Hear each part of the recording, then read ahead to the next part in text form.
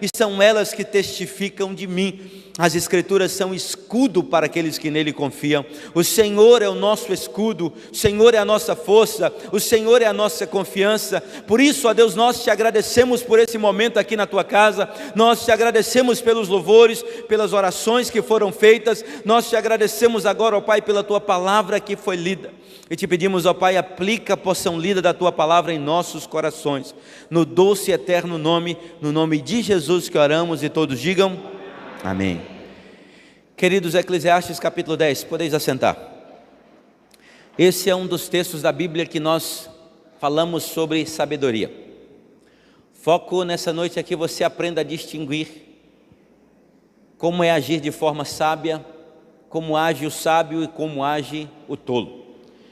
Não fique preocupado com essa palavra estutícia, que quer dizer exatamente tolo, louco, né? No original quer dizer louco. Não estamos falando daquele louco que tem que ir para o manicômio, que tem que ser internado, não. Nós estamos falando das escolhas insensatas que muitas vezes nós fazemos no nosso dia a dia. E a palavra de Deus, em primeiro lugar, ela começa nos chamando a atenção em Eclesiastes, no capítulo 10, do verso 1 até o verso 4, ele fala exatamente nos convidando para que nós não sejamos loucos, não seja estulto, não seja tolo. Observe que ele diz: qual a mosca morta faz o unguento do perfumador exalar mau cheiro, assim é para a sabedoria e a honra um pouco de estultice. Queridos, o texto é claro. Nós sabemos que na época dos gregos, na época dos tempos de Jesus, os perfumes não eram fabricados como é hoje, não eram fabricados em alta escala como é hoje. Era-se fabricado através do óleo, através do azeite, onde as iguarias, onde as substâncias eram colocadas ali no óleo, para que pudesse então extrair a fragrância daquilo que se estava colocando no óleo. O perfume então levava-se tempo para ser acurado. É por isso que naquela época os perfumes eram raríssimos, eram caríssimos. Da mesma forma, lembra que quando aquela mulher quebra o vaso de alabastro, a Bíblia diz que simplesmente aquele vaso de alabastro valeria por um ano todo de trabalho de um trabalhador. Um ano todo, 365 dias, você que ter que trabalhar para comprar um vaso de alabastro. Então nós sabemos então que o perfume valia muito, mas o texto está dizendo que bastava uma mosca morta, uma mosca cair ali, e todo aquele frasco seria perdido. O que o texto quer nos dizer? É claro, queridos, que para que a mosca pudesse cair naquele vaso que estava sendo preparado, naquele azeite, junto com aquelas iguarias finíssimas, raríssimas, nós sabemos que aquele perfume, aquele frasco, ele deveria estar destampado, senão não haveria forma da mosca cair. E a gente sabe, eu não sei se já entrou na sua casa aqueles besouros fedorentos, onde você mata e fica aquele cheiro horrível. Imagine, aqui o texto está dizendo, só para que nós possamos pensar, um besouro cai naquele frasco de óleo e todo aquele perfume, todo aquele trabalho foi jogado fora. O que o texto quer nos chamar a atenção? Eu não quero fazer uma aplicação no sentido da santidade, mas eu quero dizer para todos os irmãos que nós precisamos prestar muita atenção naquilo que nós fazemos no nosso dia a dia. Às vezes você pode ter 80 anos de idade, quem sabe chegar aos seus 85, 90 anos, mas basta um desvio de conduta e toda aquela sua vida, todo aquele seu caráter foi lançado por terra. É isso que Salomão quer trazer à nossa mente. Quantas pessoas têm a sua vida, vivem de forma honesta, de forma íntegra, vivem com caráter, com idoneidade, fazem tudo certinho, mas basta um erro e são lançados na cadeia, são lançados na prisão. Basta um vacilo, basta a denúncia de alguém quando você está errado e a sua vida se desmorona, a sua família se desmorona, a sociedade então ela vai te julgar e vai te condenar. Nós ouvimos daquele ditado popular: você muitas vezes faz 1000 coisas certas, mas fez uma, você é julgado e é condenado por aquela uma. Imagine se um homem como eu, ou você, de caráter ilibado, uma pessoa íntegra, e de repente você está andando nessa sociedade, você está vivendo aqui, chega na sua fase adulta, seus 50 anos de idade, e um belo dia, alguém te faz uma provocação na rua, você arranca uma arma, um 38, ou uma faca, ou qualquer objeto e arremessa contra a vida daquela pessoa, tirando-lhe a vida. O que vai acontecer com você? Bastou um minuto de loucura, um minuto de estutícia, e aí a sua vida vai por água abaixo. Acabou você. O seu crédito, a sua credibilidade, a pessoa que você era, morreu. Não adianta chegar para o juiz no seu tribunal e dizer: mas excelência, eu vivi a minha vida toda dentro da lei, eu fiz tudo certinho, mas esse homem me desafiou, esse homem me desmoralizou, esse homem então, ele fez com que eu pudesse sair da linha. O que Salomão está querendo dizer é exatamente isso. Nós precisamos entender que um minuto de loucura, um erro seu, ele acaba com a sua vida, da mesma forma que uma mosca, ela estraga todo um recipiente onde há um perfume raro e caro, onde nós sabemos que há uma dificuldade tremenda. Quantas pessoas não entendem isso? Às vezes um grande empresário, basta um erro e ele perdeu todas as suas empresas. Às vezes você, no seu relacionamento, no seu casamento, um erro perdeu a sua esposa.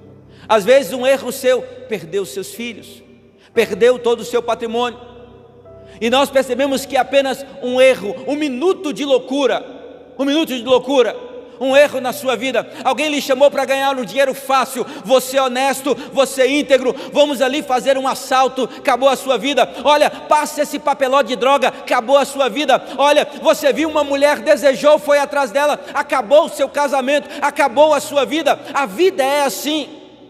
E muitas vezes você começa de que forma? A palavra do Senhor, eu gosto muito do texto do Salmo 42, do verso 7, que ele faz questão de nos trazer isso à memória, onde muitas vezes é apenas um erro, e através desse erro, um abismo chama outro abismo. Um erro que eu cometo, às vezes começa com um gole, não importa o que. Ah, mas eu só tomo isso, só tomo aquilo, não importa se é vinho, se é cerveja, se é conhaque, não importa, bastou apenas uma dose e você começa a perder o controle, você começa a perder a razão, você começa a perder o equilíbrio, e aí você se torna louco, insensato. E isso acontece com muitas pessoas na face da terra. É por isso que ele está nos ensinando aqui: olha, assim como uma simples mosca morta estraga todo o perfume, assim como uma simples escolha errada pode estragar toda a sua vida. Toda. Quantos jovens estragam as suas vidas porque não ouvem um conselho dos pais, decidem começar a namorar antes do tempo, decidem escolher a pessoa errada sem dar ouvido aos pais. Quantas pessoas estragam a sua vida porque não conseguem ouvir alguém, porque não conseguem ser sábio, preferem se tornar tolos ouvindo outras pessoas. O certo é escolha fazer a coisa certa, escolha a sabedoria ao invés da tolice, escolha ser sábio. O texto faz questão de frisar para mim e para você, dizendo que muitas vezes esses homens, e ele faz questão de dizer, quando ele se refere ao lado direito e ao lado esquerdo, aqui nós sabemos que esse texto no Velho Testamento, assim como Jesus cita em Mateus 25, 33, há apenas uma referência de sentidos convencionais de bem e de mal. Quando Jesus diz que colocará as suas ovelhas à sua direita e colocará os seus cabritos à sua esquerda, ele separará os bons dos maus, o sentido aqui é que nós precisamos fazer a escolha certa, ou seja, escolher sempre o caminho certo, a decisão certa. Não quer dizer uma referência à direita ou à esquerda, como nós ouvimos nos dias atuais. Não, a aplicação do texto, a hermenêutica do texto está dizendo que nós precisamos fazer a escolha certa em nossas vidas. E uma das coisas que o texto nos chama muita atenção, e ele faz questão de frisar isso dos versos 5 a 7, onde ele diz: olha, ainda há um mal que vi debaixo do sol, erro que procede do governador, um tolo posto em grandes alturas, mas os ricos assentados em lugar baixo. Vi servos a cavalos e príncipes andando a pé, como servos sobre a terra. Quem abre uma cova, nela cairá, e quem rompe o muro, mordê-lo-á como uma cobra. O que nós podemos perceber desse texto é que há uma inversão de valores. Nós podemos perceber hoje pessoas que às vezes deveriam estar numa posição de governo, mas estão numa posição inferior. O mundo nem sempre é justo. Salomão, e é importante frisarmos aqui mais uma vez, que Salomão, ao escrever o livro de Eclesiastes, ele está tentando encontrar o sentido da vida. Essa é uma pergunta que é feita desde o tempo de Sócrates, Platão e tantos outros filósofos que vieram antes. Qual é o sentido da vida? Qual é a origem de todas as coisas? Se nós não crermos que Deus é o sentido da vida, que Deus é o sentido de todas as coisas, com certeza nós iremos perecer no decorrer do caminho. Porque quando nós lemos o texto, Salomão está preocupado, e aqui ele está dizendo para nós, fazendo uma observação, que a vida debaixo do sol muitas vezes não tem sentido. Como assim, pastor? Não tem sentido. Se analisarmos o prisma da vida apenas debaixo do sol, queridos, nós estamos fadados ao erro, ao fracasso. Quantos de nós erramos? Quantos de nós, sinceramente, já pensamos? Às vezes você, carregado de emoções, cheio da sua juventude, você diz: quando eu casar, serei o homem mais feliz de todos. Você diz: eu serei a mulher mais feliz de todos. E de repente vem o casamento, e às vezes vem frustrações. Olha, quando vierem os meus filhos, então as coisas se ajeitam. E não é assim que funciona. Você diz: então de repente quando eu tiver aquele emprego dos sonhos, passar no concurso público, olha, ganhar tantos mil por mês, e agora a minha vida está arrumada. Nem sempre é assim. Eu vi pessoas que ganhavam mais de 30 mil por mês e deviam dinheiros a juros. E eu vi pessoas que ganhavam um salário mínimo até hoje e vivem bem. É claro, sem regalias, mas conseguem administrar o pouco que ganham, porque o segredo não está no muito que você ganha, está na forma que você administra os recursos que Deus tem colocado diante de você. É por isso que o segredo da vida não consiste nos bens, não consiste nas suas faculdades, não consiste no seu patrimônio, não consiste em nada disso. Mas o segredo da vida, é claro que são vários fatores, mas um é entendermos que a vida debaixo do sol aqui não faz sentido. Muitas vezes você vai ver pessoas honestas pagando por erros que não deveria, e vai ver pessoas desonestas sendo aplaudidas pela sociedade. Nós vemos isso todos os dias. E Salomão está dizendo primeiro, em Eclesiastes capítulo 1, ele diz: olha, tudo é vaidade debaixo do sol. Tudo é vaidade. No capítulo 2, Salomão tenta dizer: olha, eu vou experimentar a bebida, o riso, experimentar as festas, mulheres e mais mulheres. Olha, eu tive apartamentos, casas. Imagine, Salomão começa dizendo tudo isso. Eu tive servos nascidos em casa, servos comprados. Eu me provi de cantores e cantores, mulheres e mais mulheres. E Salomão, um homem frustrado na sua essência, porque o segredo da vida não consiste na abundância das coisas que você possui. Não consiste. Nós podemos perceber muitas pessoas que têm muito dinheiro e são infelizes, tristes. Não conseguem sorrir, não conseguem amar, e tem dúvida dos seus amigos, porque não sabe se são amigos de fato, ou se são amigos porque têm dinheiro. Já vimos falar sobre os amigos de copo, e muitas pessoas só têm amigos de copo, porque quando precisa de um amigo de verdade, não tem ninguém para lhe abraçar. Então nós podemos perceber que Salomão está tentando nos remeter a isso. No capítulo 3 ele diz que há um tempo determinado para todas as coisas debaixo do sol. No capítulo 4 ele fala da tristeza, da horrenda coisa que é a solidão. Queridos, é triste a solidão. Triste. Pessoas que às vezes chegam aos 70, 80 anos e não tem ninguém para partilhar a vida. Não tem um amigo sequer, os familiares foram embora, e aí? Mas aqui no capítulo 10, eu quero me atentar ao capítulo 10, Salomão faz questão de trazer essa observação à vida. Muitas vezes há uma inversão de valores, que é o tolo posto em lugar de honra, e o sábio em lugar de desonra. Aqui quando ele se refere ao rico, ele não está se referindo aos bens patrimoniais, mas ele está se referindo à capacidade intelectual daquela pessoa, aquela pessoa que tem sabedoria, mas muitas vezes ele está no lugar errado.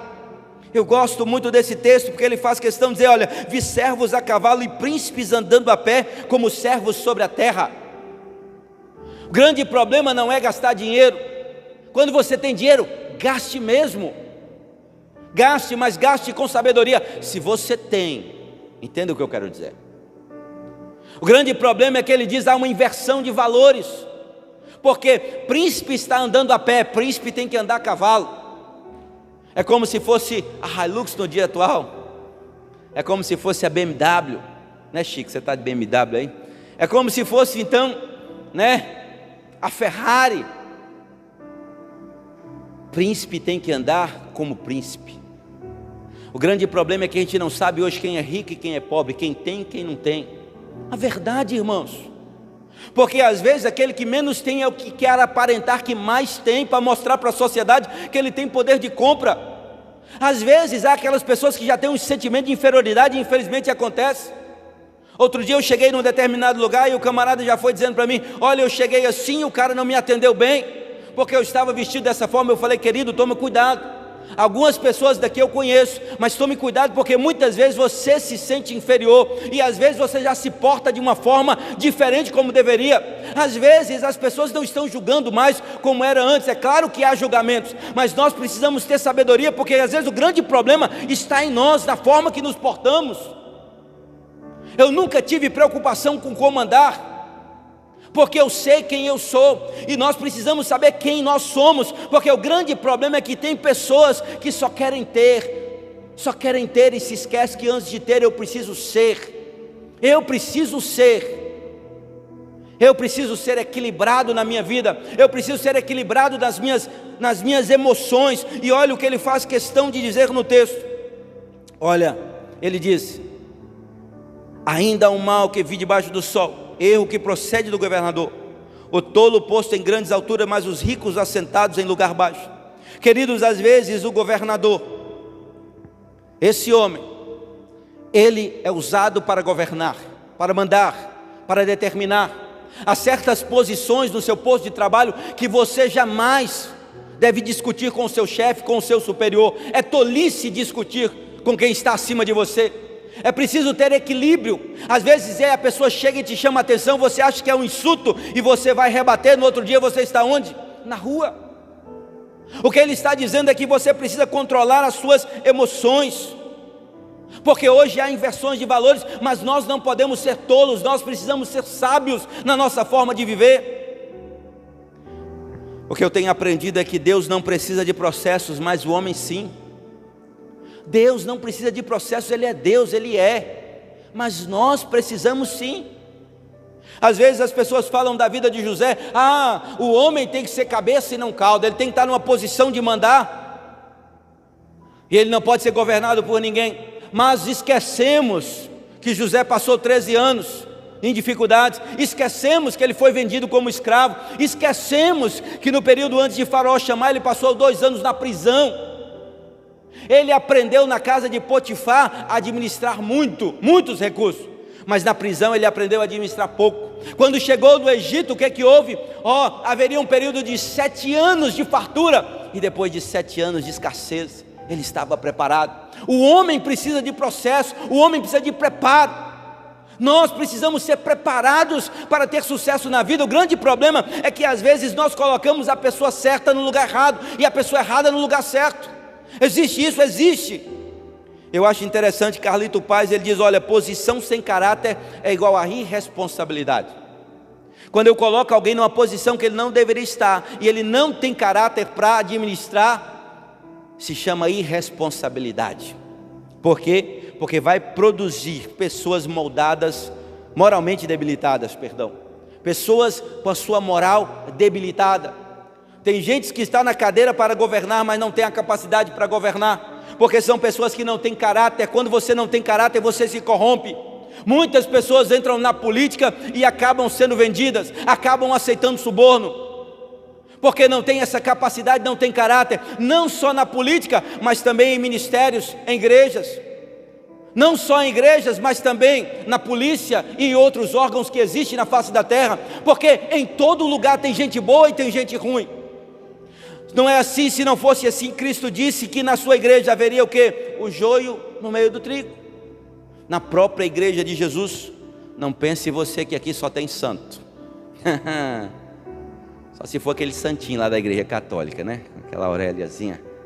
Queridos, nós sabemos que existe pessoas infiltradas no meio do povo de Deus. Existe o joio no meio do trigo. Nós precisamos ser sábios. É por isso que posição sem dom é igual a ineficiência. Às vezes a pessoa não tem o dom, Se ele não tem o dom, vai gerar o quê? Ineficiência na obra de Deus, vai gerar fracasso, muito esforço e pouco resultado. Já viu que tem pessoas que lutam, tem dom em todas as áreas, tem gente que não tem o dom de comercializar nada, tem gente que não sabe fazer dinheiro, mas tem gente que tem uma facilidade em comércio. Existe o dom, uma capacidade dada por Deus. Na igreja do Senhor Jesus também tem o dom. É por isso que a igreja do Senhor Jesus é completa. Tem gente que canta, tem gente que prega, tem gente que zela, tem gente que administra, tem gente que ensina, tem um dom específico em todas as áreas da igreja. Isso é fantástico. Deus preparou a sua igreja para que ela pudesse ser completa. Eu nunca pedi a Deus: Senhor, eu quero cantar. Não tenho dom. Eu costumo brincar que eu tive aula de canto, né? Fica no canto aqui, não atrapalha ninguém não, né? Então eu sou assim, né, Lara? Lara canta muito, Bel canta muito, né? Então o que acontece? Eu não tenho esse dom. Mas o bom é que no meio do povo de Deus, cada um tem um dom. Tem pessoas que têm um dom específico para a área. É por isso que ele faz questão de nos chamar. Posição sem dom gera ineficiência e vai produzir o que? Fracasso. Da mesma forma que posição sem chamado gera o que? Violência. Vai gerar o que? Divisão. Muitas pessoas às vezes vão para igrejas e acabam gerando divisão no meio da igreja. Por quê? Porque não tem o chamado por Deus, não entendem o que é pastorear, não entendem o que é amar as pessoas. A pessoa, ela precisa vir antes de você. Primeiro eu preciso pensar a vontade de Deus, depois eu preciso pensar naquilo que é melhor para a igreja, por último eu vou pensar em mim. Essa é a visão daqueles que têm chamado. Mas aqueles que são lobos, que são devoradores, ele diz: a minha vontade em primeiro lugar, isso é para mim, vai satisfazer o meu ego, então eu quero. A igreja fica por final. E nós podemos perceber que hoje há muitos problemas, porque as pessoas não sabem diferenciar uma coisa da outra. Posição sem o tempo significa o quê? Imaturidade e soberba. Lembre-se disso. Deus não precisa de processos, mas nós sim. Dá muito dinheiro para alguém que não tem capacidade de administrar, para você ver o que acontece. Eu gosto muito, e já citei aqui algumas vezes a frase de Jim Rohn, um grande filósofo de negócios. Ele faz questão de dizer que a sua cabeça acompanha, o seu bolso acompanha a sua cabeça. Se o seu bolso tem um tostão, mas a sua cabeça vale 1 milhão, com certeza no seu bolso vai ter 1 milhão. Mas o contrário também é verdade. Se o seu bolso tem 1 milhão e a sua cabeça vale um tostão, você pode ter certeza que daqui a uns dias você está liso. Porque o grande problema está aqui, não está aqui. Nós precisamos ter sabedoria para viver. O grande problema é que as pessoas hoje não buscam sabedoria, não buscam conhecimento. Muitas pessoas vão pelo caminho dos tolos, onde os tolos muitas vezes eles querem aparecer. Eu quero aparecer, eu quero viver de aparência, eu quero postar aqui no Instagram, no Facebook: olha, eu luxando o carrão aqui. Vão lá e alugam um carro. Olha, eu vou pegar minha namorada, vai lá no carro alugado, faz questão de aparecer. E no outro dia está andando a pé, de bicicleta. Uma realidade que nós vemos hoje. Nós precisamos ter sabedoria. Então aqui ele está ensinando a mim e a você, até porque o apóstolo Paulo, ele faz questão de nos dizer isso. Em 1 Timóteo capítulo 3, verso 6, ele faz questão de nos dar essa advertência. Ele diz o seguinte: Paulo chama a atenção para que o fato de que os neófitos não devem ser colocados na posição de bispos e pastores. Eu já vi pessoas que foram consagradas novas demais, e daqui a pouco cometeram erros em seus ministérios, porque eram novos demais. Não tinham caráter, não tinham responsabilidade, não entendiam que fazia parte ter um processo. Eu louvo a Deus porque eu não vim para o ministério antes, e hoje eu entendo porquê. Nós precisamos ter sabedoria, faz parte de todo um processo.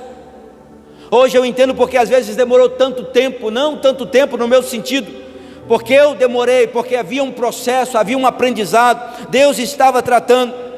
Da mesma forma, do verso 8 ao verso 9, olha o que diz o texto: quem abre uma cova nela cairá, e quem rompe um muro, mordê-lo-á uma cobra. Quem arranca pedras será maltratado por elas, e o que racha lenha expõe-se ao perigo. O que o texto está nos chamando a atenção é que nós precisamos aprender é pensar antes de agir. Nós precisamos pensar antes de agir.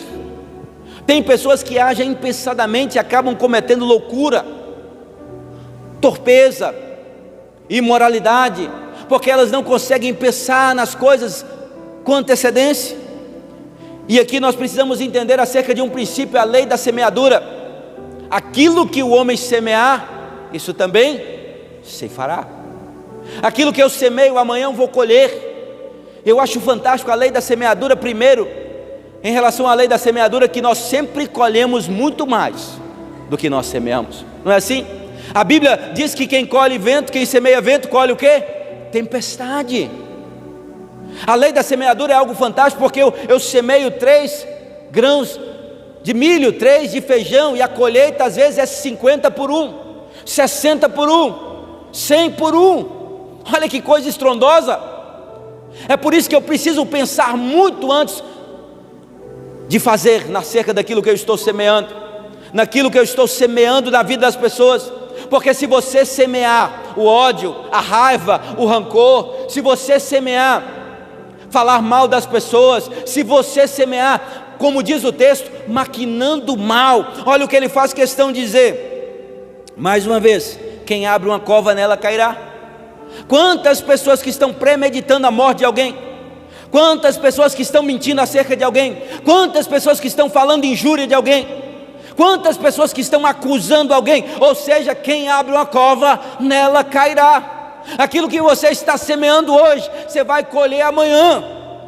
Nós precisamos ter consciência dos nossos atos. Se eu vivo uma vida desregrada hoje, em todo o sentido da palavra, tenha certeza de uma coisa: o que você vai receber da vida em troca. Alguém já disse que a vida é como um eco. Você recebe de volta aquilo que você emite. Quem morou na roça como eu, às vezes subia em cima do monte e dava um grito lá de cima, aí você gritava, você ouvia o eco de volta. Assim é a vida, você recebe aquilo que você emite. Aquilo que você está falando de alguém hoje, amanhã vão falar de você. Aquilo, a forma que você está julgando alguém, amanhã irão julgar você. A forma que você condena alguém hoje, amanhã irão condenar você. Nós precisamos ser sábios nas nossas decisões. Por isso Salomão está dizendo: olha, não seja tolo, não seja astuto, não seja insensato na sua forma de viver. Queridos, muitos crentes hoje não têm sabido viver a sua vida, não têm sabedoria no seu dia a dia. Acham que vão orar a Deus e o milagre vai acontecer. Eu vou orar ao Senhor e Deus vai mandar os corvos, como fez com Elias. Eu vou orar ao Senhor e Deus vai mandar aqui agora Eliseu para orar, e de repente a panela vai estar cheia de azeite, eu vou vender e vou ganhar muito dinheiro. Não é assim. Deus diz que nós precisamos aprender a administrar os recursos que Ele tem nos dado. Dinheiro é uma ciência. Se você joga fora hoje, amanhã ele não volta não. O grande problema é que às vezes as pessoas não compreendem. Olha, milagre só é milagre porque não acontece todo dia, porque se acontecesse todo dia não seria milagre. Imagina um pai, e às vezes eu me coloco nessa condição sempre com os meus filhos, aquele filho que todo dia pede algo para o pai, pede algo para o pai, pede algo para o pai, dá. E aí o pai vê o filho jogando fora. O que vai acontecer no futuro? Esse pai vai dar mais alguma coisa? Claro que não. Às vezes Deus é bondoso demais para cada um de nós, tem nos abençoado, tem nos feito prosperar, mas Ele percebe que nós não estamos sendo sábios nas nossas decisões, na nossa forma de viver, e sabe, as consequências virão sobre a sua vida. Então a lei da semeadura: aquilo que você faz, volta para você. E a lei da semeadura é fantástica, sabe por quê? Porque eu escolho aquilo que eu vou semear. Eu escolho, eu tomo uma decisão. Olha como isso é fantástico. Eu quero colher feijão, semeio feijão. Eu quero milho, eu semeio milho. Eu quero arroz, arroz. Eu quero paz, eu vou semear paz. Eu quero colher discórdia, eu vou semear discórdia. Você escolhe o que semeia, mas não escolhe o que vai colher, porque a colheita ela é consequente do seu plantio, a consequência do plantio. Então depois não adianta reclamar da sua colheita, foi você que plantou. Queridos, muitas vezes nós não temos sabedoria para pensar acerca dessas coisas. Se você não está gostando do que está recebendo, observe o que você tem semeado. Às vezes é no tratamento dentro de casa, forma áspera que um trata o outro. Às vezes é no seu relacionamento, às vezes é a sua vida espiritual. Eu quero ser mais crente, fervoroso na igreja, eu quero ser avivado na igreja. Nunca lê a Bíblia dentro de casa, não ora dentro de casa, e acha que vai chegar num culto uma vez por semana e Deus vai derramar um mistério sobre você e a bênção virá em porção dupla. Vem não, irmão, não seja tolo, não seja tolo. Deus é santo, Deus é justo. E da mesma forma que no verso 10 e verso 11 ele diz: olha, se o ferro está embotado e não se lhe afia o corte, é preciso redobrar a força, mas a sabedoria resolve com bom êxito. Olha o que ele diz: se a cobra morder antes de estar encantada, não há vantagem no encantador. Queridos, aqui ele está falando de preparo. É preciso afiar o corte do machado. Tem um livro chamado De Homem Mais Rico da Babilônia, eu li esse livro, ele fala exatamente sobre isso, se referindo ao plantio financeiro. Imagine se coloca numa floresta 2 homens, você pode colocar um forte aí, caçar um homem bem forte aqui da igreja, botar Wagner aí com machado, cortando, derrubando árvore, né? Mas se o machado dele estiver cego, aí vem João Jardim atrás e daqui a pouco passa ele, né, João Jardim? Vai embora.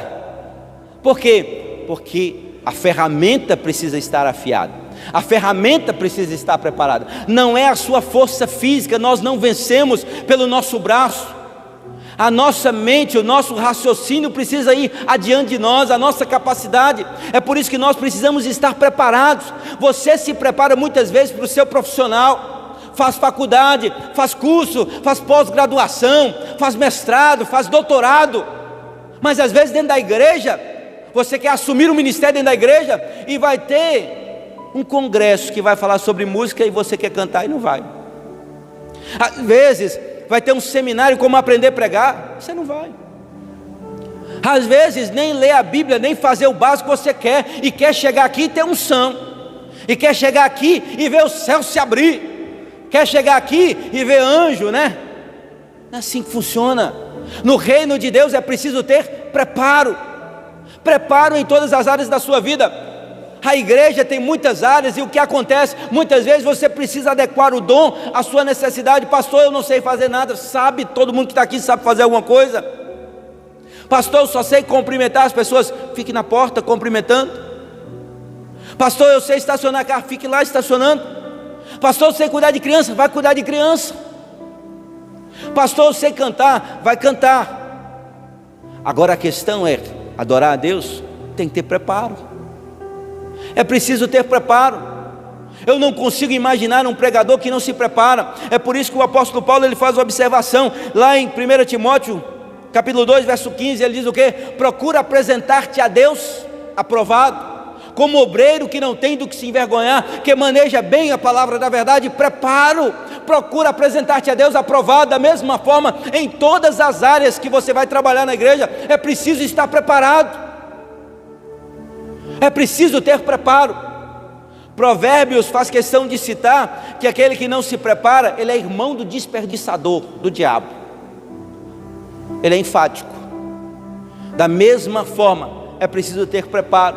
Da mesma forma que você se prepara para o mercado tradicional, se prepare para o ministério do Senhor Jesus. Se prepare para aquilo que Deus tem colocado diante de você. Ah, eu quero crescer. Não é de qualquer jeito, irmão. Não é tão simples assim. Você tem o dom, mas você tem que desenvolver o dom. Hoje, uma das coisas que mais me preocupa, e eu sou sincero com os irmãos, se eu não ler a minha Bíblia todos os dias, eu me pergunto, qual é o meu problema? Como crente, se eu não ler a Bíblia todos os dias, Charles Spurgeon dizia, considere perdido o dia que você não meditar nas Escrituras. Esse dia não serviu para nada, não tem valor. Aí você diz que é crente, mas não lê a Bíblia.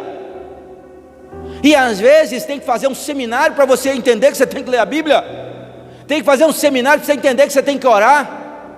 Tem que fazer um seminário para entender que você precisa jejuar. Nós precisamos entender que é preciso preparo. E preparo nós precisamos dele em todas as áreas da nossa vida. É preciso afiar o corte do machado. É preciso estar preparado para a obra do Senhor. E uma outra coisa que o texto nos fala, acerca do verso 12 e verso 15, ele diz, olha, nas palavras do sábio, a favor, mas ao tolo os seus lábios devoram. As primeiras palavras da boca do tolo são estutice, as últimas loucura perversa. Olha o que ele diz, Da mesma forma, na sequência, o estudo multiplica as palavras, ainda que o homem não sabe o que sucederá e quem lhe manifestará o que será depois dele. O trabalho do tolo o fadiga, pois nem sabe ir à cidade. O que o texto está dizendo para mim e para você: pense antes de falar, não fale besteira. Se você não sabe o que vai falar, fique calado. Eu gosto muito do texto de Tiago, capítulo 1, verso 19. Ele faz questão de frisar, Tiago 1, verso 19. Coloca aí, Miguel. Sabeis essas coisas, meus amados irmãos? Olha o que ele diz: todo homem, pois, seja pronto para ouvir, tardio para falar, tardio para irar-se. Primeiro eu vou ouvir, seja pronto. Essa palavra pronto, ela vem do original da palavra táxi. Quando você chama é na hora, não é? Você está precisando de um Uber, você não vai ficar esperando meia hora, não é não, Arlete? Você quer na hora, né, Dalva? Então é automático. Você precisa de um táxi, você quer naquele momento, pronto para ouvir. Essa é a visão, você precisa estar pronto para ouvir. Pronto para ouvir, tardio para falar, demora um pouco para falar, tardio para irar-se. Mas olha que interessante o que diz Provérbios 18, 21, coloca aí. Olha o que Provérbios 18, 21 faz questão de frisar. Olha, a morte e a vida estão no poder da língua, e o que bem a utiliza come do seu fruto. Agora olha que interessante, 18, 13, coloca o verso 13 também. Olha o que ele diz, Provérbios 18, 13: responder antes de ouvir é estutícia e vergonha. Muitas pessoas, o camarada começou a formular pergunta e já está respondendo, não sabe nem o que o outro vai falar. É tolice quando você antecipa as coisas. Espera a pessoa concluir o que ele está dizendo, depois você fala. É por isso que eu sempre dito, às vezes, o ditado popular: quando o burro fala, o outro murcha a orelha. É ditado popular, não é isso? Quando o burro fala, o outro puxa, ouça primeiro, depois você fala. Alguém já dizia no meu tempo, né, que quem conversa muito dá o quê? Bom dia para cavalo. Esse é o ditado popular da minha época, era esse. Porque nós precisamos entender que nós precisamos pensar antes de falar e evitar falar besteira. Quando os amigos de Jó foram visitar Jó, não sabiam de nada que Jó estava passando, e falou. Jó, você está em pecado. Jó, você roubou a viúva. Jó, você fez isso. Jó, você fez aquilo. E Jó e eles falando. Até que Deus bradou e mudou a história de Jó. Então nós precisamos saber aquilo que nós falamos. Nós precisamos pensar antes de falar. E depois o texto ele faz questão de frisar da seguinte forma, verso 16 em diante, ele diz assim: ai de ti, ó terra, cujo rei é criança e cujos príncipes se banqueteiam já de manhã. Ditosa tu, ó terra, cujo rei é filho de nobres e cujos príncipes se sentam à mesa a seu tempo para refazerem as forças e não para bebedice. Queridos, em primeiro lugar, ele chama a nossa atenção e a nossa responsabilidade. Daqui a pouco tem política chegando aí. É preciso ter sabedoria em quem você coloca, quem você vota. Porque ele faz questão de frisar, o problema não era os reis sentar na mesa para comer, como até hoje também você não pode ser tolo, dizer fulano está lá e está ganhando muito dinheiro. Não, se ele ganha o salário dele como governador, como político, amém por isso, seja qual for a posição dele, é uma honra dele, é mérito dele, porque a Bíblia faz questão de dizer, olha, ai de ti, ó terra, cujo rei é criança e cujos príncipes se banqueteiam já de manhã. Essa terra que ele faz questão de dizer, que essa terra, ai de ti, ela sofre quando seus governantes não pensam no povo. Imagine se você sentar à mesa pela manhã e os governantes já estarem embriagados. Imagine se eles já estarem fazendo grandes banquetes, sem se preocupar com o povo. Por isso que ele faz essa observação da mesma forma que ele diz, olha, ditosa tua terra cujo rei é filho de nobres e cujos príncipes se sentam à mesa a seu tempo para refazerem as forças e não para bebedice. O oposto aqui é que esses nobres, esses príncipes são filhos de nobres, e isso nos remete que nós somos filhos de quem? Do rei Jesus. Nós somos nobres e nós precisamos ter sabedoria ao sentar à mesa. Nós precisamos ter sabedoria para agir. Há momentos da nossa vida que nós vamos poder fazer coisas extraordinárias. Imagine um homem equilibrado no seu orçamento. Ele consegue programar uma viagem com a sua família, passear, e aí ele vai aquele dia e diz assim: eu não vou preocupar com nada, eu vou sentar na beira da praia e vou comer o que eu puder comer. Olha, eu vou ficar no melhor hotel que eu puder ir. Isso é ótimo. Há tempo para todas as coisas, mas o grande problema é daqueles que só fazem isso sem pensar como será o amanhã. E ele nos chama a atenção da nossa responsabilidade, e aí ele ainda faz questão de frisar: pela muita preguiça desaba o teto, e pela frouxidão das mãos goteja a casa. Queridos, quantas pessoas que não têm nada porque não têm coragem de fazer. A preguiça é algo terrível. Parece até brincadeira, mas é algo que atrapalha a vida de muita gente. Provérbios capítulo 6, a partir do verso 6, só ver meu tempo aqui. Olha o que o texto diz, Provérbios 6, do verso 6 até o verso 11. Olha o que ele nos chama a atenção: vai ter com a formiga, ó preguiçoso, considere os seus caminhos e ser sábio. Aí ele diz: não tendo ela chefe, nem oficial, nem comandante. No estio prepara o seu pão, na cega junta o seu mantimento. Ó preguiçoso, até quando ficarás deitado? Olha a pergunta: até quando ficarás deitado? Quando te levantarás do sono? Um pouco para dormir, um pouco para tosquenejar, um pouco para encruzar os braços em repouso. Assim sobrevirá a tua pobreza como ladrão, e a tua necessidade como um homem armado. Você não pode ser preguiçoso. Deu a hora de levantar, tem que levantar. Deu a hora de trabalhar, tem que trabalhar. É hora de agir, é hora de agir. Você quer ver mais um texto? Provérbios capítulo 24, verso 30 até o verso 34, só para que você frise aí essa palavra: passei pelo campo do preguiçoso, e junto à vinha do homem falto de entendimento, astuto, eis que tudo estava cheio de espinhos, e a sua superfície coberta de urtigas, e o seu muro de pedra em ruínas.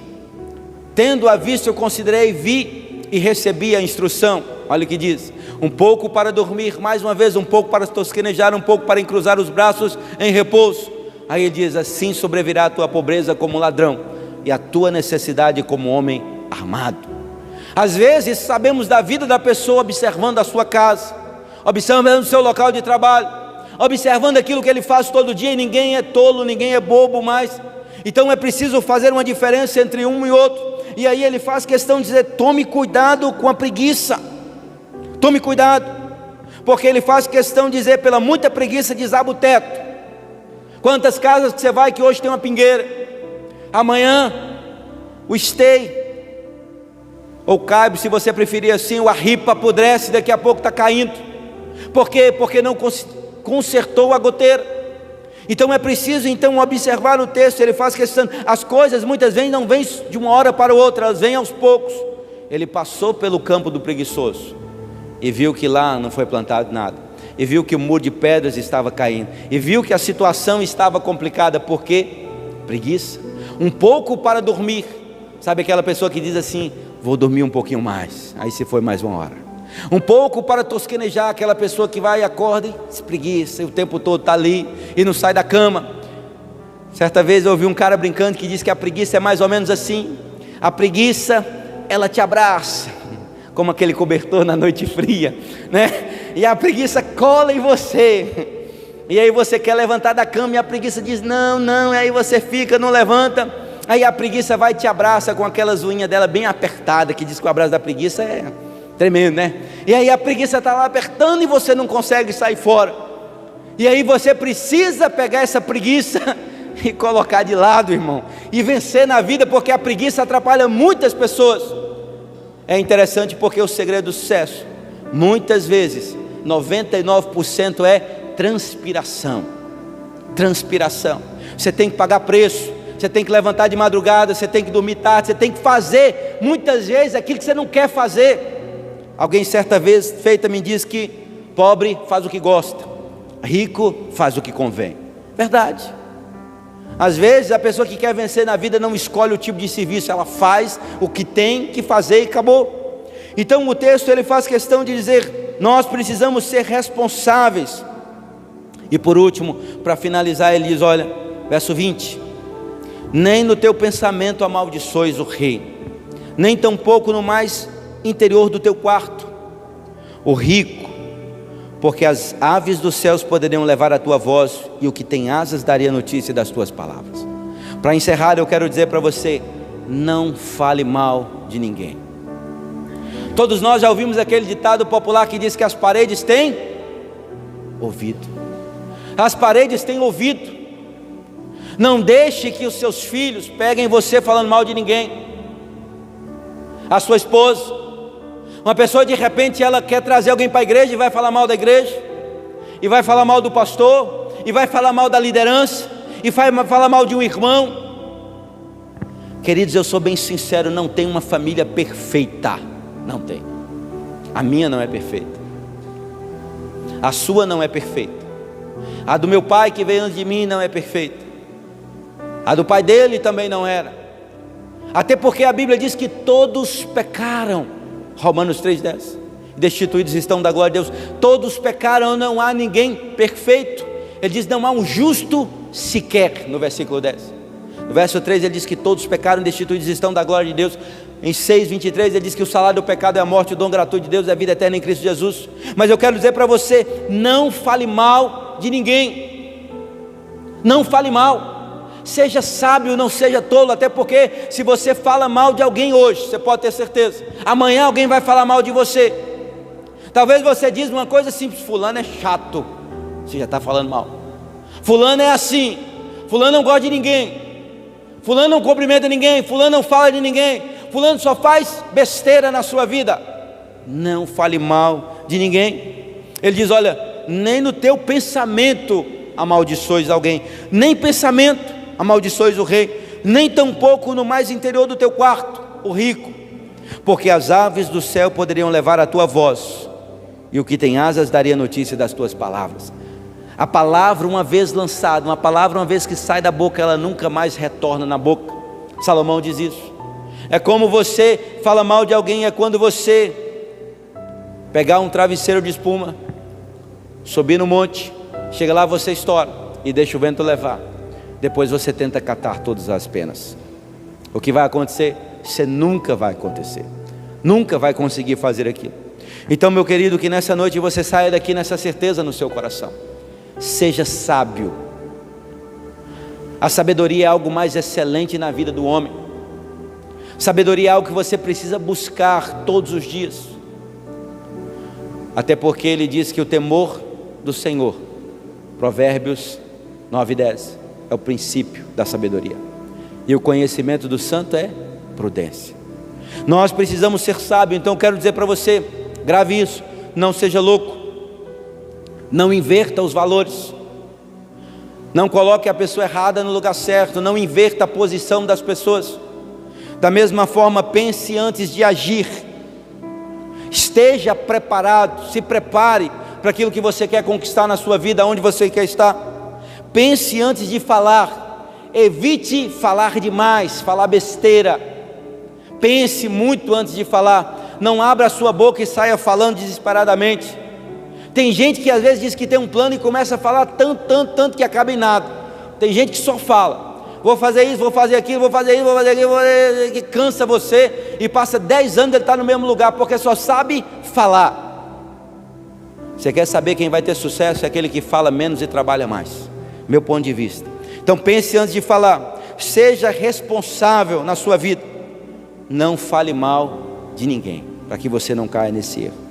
Então que nessa noite você possa sair daqui nessa certeza, a sabedoria é melhor do que a loucura, a sabedoria é melhor, mais excelente do que a estultícia. Então seja sábio, não seja tolo, e assim Deus vai abençoar a sua vida, e você vai crescer, e você vai prosperar nessa terra, porque esse é o desejo do coração de Deus para cada um de nós. Amém?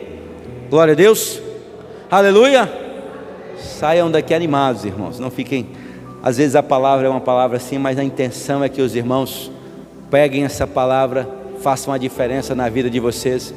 Eu sou apaixonado por essa palavra, tudo que eu tenho eu devo ao Senhor Jesus, e a palavra do Senhor Jesus, que é o nosso alimento diário. Vamos colocar de pé, vamos orar, ministrar a bênção. Eu louvo a Deus pela sua vida, pela sua presença. Quero lembrar a você que no domingo pela manhã, às 9 horas da manhã, nós temos a nossa escola bíblica dominical. Então venha aprender mais da palavra do Senhor, às 9 horas da manhã. Tente chegar pontualmente para que nós possamos terminar no horário. 9 horas da manhã, e no domingo à noite às 18 horas nós temos o nosso culto, tá? Quero aproveitar e lembrar também aos irmãos, nós teremos agora, para que você possa ficar antenado aí, vê se está aí o slide da ministração agora. O pastor Thompson vai estar conosco, tá não, minha? Então nós teremos agora